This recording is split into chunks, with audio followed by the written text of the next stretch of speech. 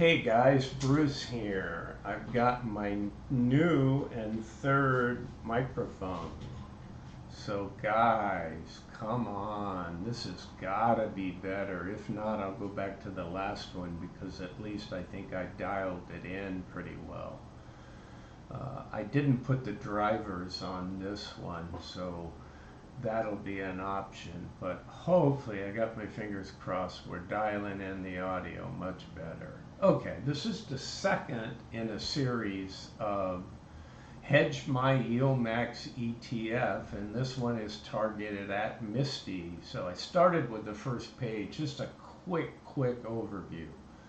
So for somebody that didn't see the last one, what is hedging? Well, it's a way to protect. Think insurance, a position you put on in the stock market, kind of like having mortgage. When you get a mortgage, you have to have fire insurance, flood insurance, blah, blah, blah, right? Whether you have a mortgage or not, it seems foolish to not have some kind of insurance on such a valuable asset. All right, let's get in specifically to MSTY. It's very similar to Coney in the sense that, you know, you've got a BTC sort of oriented fund, although it has some little nuances that make it different. And it's not how much you have invested in MSTY, it's more how much risk you take on, therefore you can determine the hedging requirement. So, you know, if you've got 20,000 shares of MSTY and you're, you know, bringing in 40 or 50,000 a month, you love the income, but you don't want to see your underlying get, you know, cut by 70%. Even if you got 100% in a year and you lost 70 on the fund, you're saying, okay, I got a 30% yield net, but you didn't like it. Nobody likes to see NAV erosion. And sometimes you're going to get small erosion. And remember, these funds are volatile based on their underlying. You buy the underlying, you don't get any income. Now volatility, it means you're losing it in the pocketbook. But again, you haven't sold, right? You never take a loss till you sell. And to me, some people trade in and out of these. And if you're adept at it, you certainly can lower your cost. But I guarantee you, nobody's perfect. If somebody tells me they've traded it 30 times and every time they've added by lowering their cost, I don't believe them. Because there's times where you follow, you know, I buy at 29, I sell at 31, I rebuy at 29. Well, that works till it doesn't work, right? What happens when it blows up from 32 and opens up at 37? Because Bitcoin overnight just flew up. Well, you're chasing it again, right? How do I know that? It's happened to me, not in the YIELDMAX funds, but happened many times when you've got 35 years of investing. You think you got it dialed in, you think you know everything, and the market ends up teaching you a lesson. All right, so let's move over. So again, there's an exhaustive list. How do we even attempt to do this? Well, some are more complicated than others. So I updated this to MSTY, right? I showed this for anybody that watched Coin, but I guarantee you it's about MSTY now. So I used the magic 5,000 shares. There's nothing really magic about it. I pretended we bought the fund on the second trading day, right? So actually this is 2/22. So this thing launched on February 22. So if you bought it on February 23, could have bought it at $20.50. The day before, you could have bought it in the very low 20s. So at $5,000, that says I got $102,500 invested in MSTY, right? I want to hedge that. Well, let's talk about what's happened to you so far. Let's say you haven't hedged it. Well, and again, this is the highest yielding fund there is. $4.12, right? You got 20 grand, 20,600 at your first payment. Then you drop down to 12,600, and in June you receive 15,150. Here's your dollar amount per share. And again, these had some 41278, right? Whatever it was, it doesn't matter, you know. But it's small dollar increments. So you collected in 3 months 48,000. You only spent 102. And then how much are you up? Well, you're 102.5 on the 18th of June was worth 29.34. So you made another 44,000 there. So add those two together, you got 92, over 92,500. You just about gotten your money back. Again, this is a paper gain, right? Why on earth would you want to sell it when you probably can get more dividends like it? Now, if you follow my, whoops, I did not change this name, Bruce. Can't get everything. Okay, I said I fixed everything, right? I didn't. So, you know, you have a tendency in these income funds, again, if the guy who's trading them, one of these times you're going to get caught. And then you got to say, well, do I go and pay $3 more for it that I don't really want to, that I sold it for, just to get back in to get my yield, right? And if you've done it successfully 15 or 18 times and you've made 50 cents every time, you may say, I got an $8 cushion, so if I got to buy it back in, that's okay too. But I know a lot of you aren't doing that. You want passive income. You got to manage it in that you got to watch it, but you don't have to trade it. All right, so I just wanted to say this is a big winner in every way. I know I'm up on this thing in many, many ways, and it makes me nervous at times, so I'm always looking for a hedging strategy. So that fits right in with everything that you guys are be doing. So let's jump into it. So the first scenario is you can go out. Forget, let me just tell you right off the bat, forget going out and buying protected puts on MSTR. It's worse than coin, and coin is bad. Somebody wrote in one of the comments, and he's absolutely right. He said, Bruce, you know, you talked about that 180 protected put, and it was like 1125, and you showed, you know, a contract, but you didn't show all the math to say how much. And I said, yeah, I know, I did it for a reason, because it was like protecting 5,000 shares of Coney was going to cost you like $55,000 out till October, and you're only protected at the drop from 180. So it'll be like having $1 million house and they telling you it's $450,000 a year for home insurance. You're like, well, maybe I'll just take the risk. You know, you don't want the full risk, but you're looking to find a different solution. So these protected puts on the pure entity aren't the way to play it. So one of the options, okay, is going, and I had said the other day, I wasn't even sure that MSTY had options. Well, it does, right? They all eventually do, but it's gained popularity, that the option market. So let's say I want to buy a put, right? And I want to go out to January of 25. They're expensive, but not as crazy expensive as MSTR. And they're so thinly traded.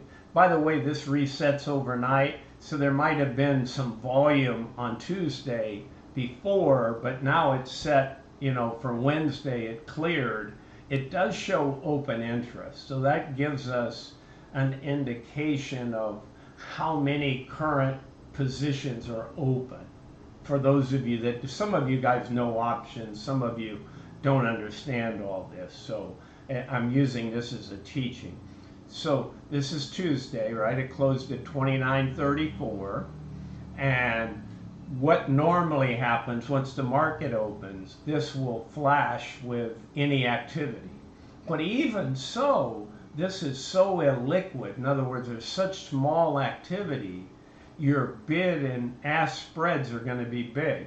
So, you know, at 29.34, let's say you say, well, I don't want it to go below 25.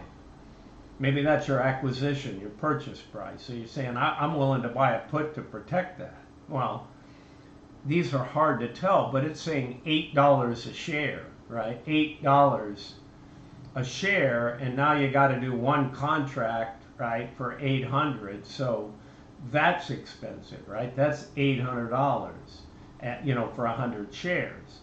and you start looking at that, and again, it's expensive, so there's some better ways than even this, but as the liquidity comes in here, and the reason I say it's expensive, look across the aisle. These are calls on the left, and they are puts on the right, and the strike price is here with the date. So that 29 is a little bit in the money, right, for the put. They're saying $10.20 by 15.20. There's only 9 that have been sold. There's only 9 contracts that anybody owns. And the last time somebody bought one or sold one was 11.50. So I suspect any of the activity here is mostly buys for protected puts. Now, sometimes when I look at this, I start to think about, and I got another series of videos coming up called How to Buy YIELDMAX Funds Cheap. Well, I flip the script and I come in here. And this would be my method. And I don't want to take you completely off track, but I'm just going to give you one example. So let's say I'm willing to pay $15, okay, for MSTY. I can't buy it for $15, it's $29, right? There's no way. But I can set up a position where I do one of two things. I either get to keep the premium that I sold the put for, or they're going to put it to me when it drops below $20. So I better have the cash, if it's one contract, right, to have to buy $20,000, right? They're going to put, one contract is 100. But if you did, I would think in terms of 10. I would do 10 contracts and sell them, and that costs a lot more money. But you just figure out, remember, in a contract, you have to buy 100. So if you were to flip the script, instead of doing protective and say, I want to buy it cheap, you could go out here and you could sell a put out in January on a 20 put, and they're only going to put it to you if the price is below 20. Otherwise, they're not. And if you wrote one contract, you would collect between $510 and $700, whatever you can get executed between the bid and the ask. And your only liability is you have to buy 100 shares at 20 or below. And they're only going to put it to you when it's $19.99, you know, and the horrible thing that could happen, and here's your worst nightmare, it goes to $1. So if it goes to $1, they're still going to sell it to you for 20.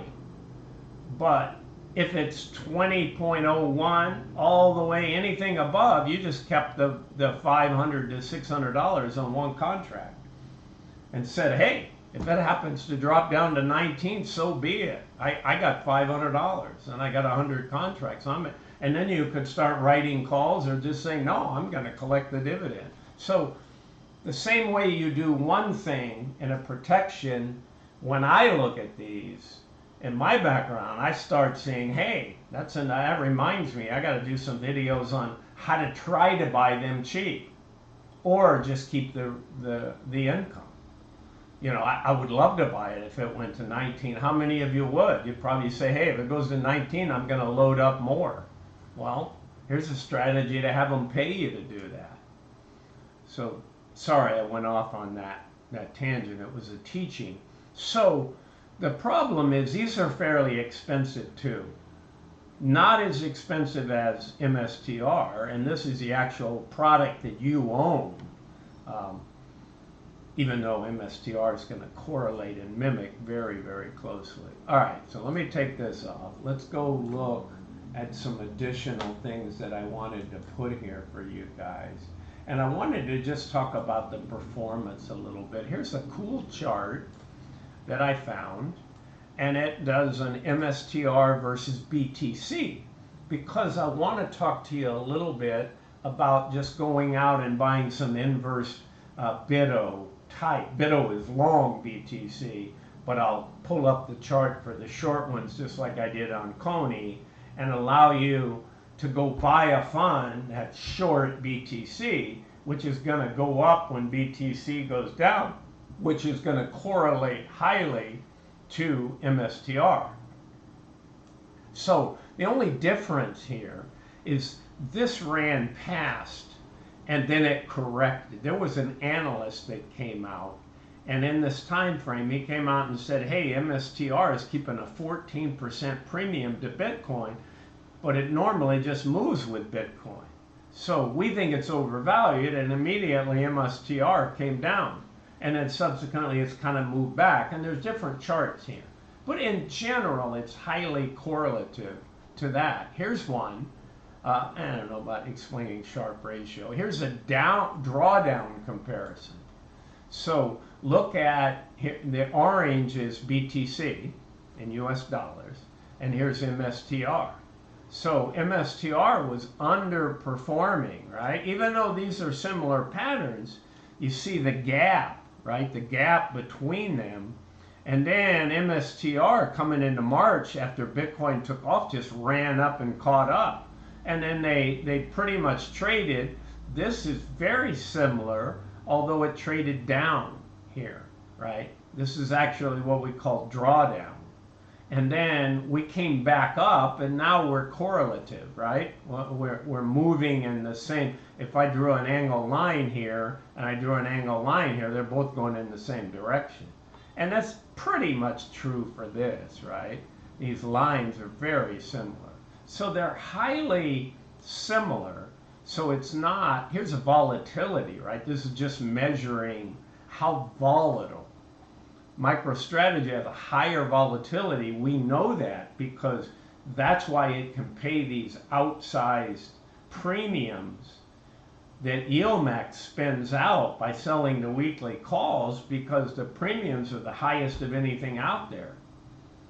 And it just stays highly volatile. But in general, you see pattern. So I thought those were helpful to share. Let me see, I may have one more thing. So I think I mentioned it. If I didn't, because I spent time gathering this for you guys. So yeah, I wanted to be able to show you this one. Whoops, I can't get it. So there is a 2X fund that's been filed for. And I was trying to get it off my other monitor, and I dropped it, so I got to see where it went. Oh, here it is. Okay, I got it. So before, and then I'll show you the Bitcoin stuff. So what do we have here?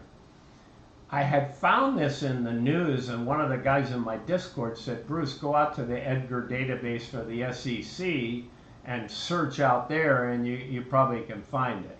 So this was filed on 3/27, and usually this is about 3 months later. Now, that means it's probably approved, and it's up to Defiance to launch it. But they've applied for a 2X short on MSTR, and also I think a 2X long on MSTR. I don't know what the symbol is, but probably could find that somewhere as well. And the importance is, this is by far the best method to use. You simply just buy their fund when you want protection. And if you're in a period and you want to take it off, or you see MSTR just going crazy on the upside, you know, you're losing over there, because a 1X would really be the perfect, but only buy half the amount that you would normally buy, right? If you get so many shares that it's equivalent, since it's a 2X. So that's an awesome way to do something. The other one, I would jump down here and use these inverts. I showed this before, but I want to go over it again, so you guys can ignore this coin stuff in here. But for anyone that didn't see that video, I went out here and I talked about ProShares. So ProShares got a series of crypto, but we mainly care about BTC because that's the highly correlative fund to MSTR. And it's not perfect, but it's as close. And so they have a bear BTC 1X, right? That means for every percent that BTC goes down, Bitty will go down. And that particular fund sells for $7.64. They have a 2x bear, SBIT, and that sells for $38.34. So you can buy less of SBIT than you would have to buy a BITI to put your protection on. And they pay a small, dinky little monthly. I mean, it's nothing to chase. It's not like a YIELDMAX, right? I mean, you can have this for 5 years and you might not pay what MST pays in a month. You know, what's 12 times 3 is 36 times 5. Yeah, that's only 165, right? So you're not going to get a lot of money in this. But hey, anything is better than nothing, and you're getting the inverse. So these are cool. I really like that. I don't suggest in any way, shape, or form that you buy a protected put on MSTR. And even these spreads, they're known as bear put spreads. And the idea is that you play one off the other. You buy one, you sell one, and then you try to just get the savings of the gap, right? So if it goes down, you can make 5 points. If it doesn't go down, you lose what you paid for the put. So, you know, it's a trading tool, but to me, it's not a great insurance tool. The other thing people talk about, and somebody wrote in the comments, they talked about a collar. So if anybody ever tells you a collar, let me explain to you what it is. It's a sophisticated option strategy. If you've got millions of dollars, you got a lot of money in a stock, but see, here's the key, you need to own a stock. Then you can go out there and you can wrap it up, okay, with a collar. It says this, and you try to do a zero balance collar. So you would sell a put, buy a call. You know, you do something that neutralizes the movement. And sometimes, if it's working well, you can, the cost offset. It's the same thing here when we sell synthetic. When we're close to the money, we can sell a synthetic where the buying the call and selling the puts even. But when you get out of, but let me tell you the problem with a collar. I'll just get right to the end result. Problem with a collar, you got no upside. You got no downside, but now you got no upside. So let's take that. You buy MSTY. You own it at 27, it's at 29.34. And but you can't put a collar on because the collars are on MSTR that MSTY is riding on, and you don't own any MSTR. So if it goes awry, you only put a collar on what you own. The options liquidity is not sufficient on MSTR to do a collar. And then again, the downside of a collar, the name for an option strategy, you wrap it up, is that you have no upside. You have no downside and you have no upside. So if the stock security trades below 29, 27, whatever you pick, then you get money to offset that. But the minute it goes up 50 cents, $20, $50, you get none of that. You lose all that. So most people don't want to own that. And the problem is you don't own that stock, you own MSTY. So you can't go put a collar on MSTR because you don't own the underlying. So that's the problem. Somebody suggested in my comments and I explained to them that you can't do it. So it doesn't mean eventually the options don't evolve and you might be able to put a collar inside the YIELDMAX fund options, but that remains to be seen. Okay, so right now, this is how I would hedge that. I would hedge that with some of these BTC available funds that you can buy. You can look at the chart, you can see how they perform, and that would give me a feeling that I've got something if Bitcoin, but by the way, since we're talking about that, we're less than 2 hours, and I just saw that Bitcoin is moving back up for us, which is very positive, people. Let me see if I can get my screen back up there to my, yeah, we're at 66,390. So as we climb back into the high 65s and 66, we're back in that zone that says we're not really breaking down. I see the pre-market is 29.90 by 30.05 for MSTY from 29.34. So I'm seeing up. What's Coney showing for us? Coney is showing 21.78 by 21.79 versus a close of 21.32. So good stuff, peoples. All right, that's what I got for you on MSTY. I'm going to even get into one for YIELDMAX because people like to buy safety in YIELDMAX. Well, how do you protect YIELDMAX? So I'll go into that. If you've got any other ones particularly, you know, vote with your comments. Tell me, Bruce, can you please do AMSI? Can you please do this one, right?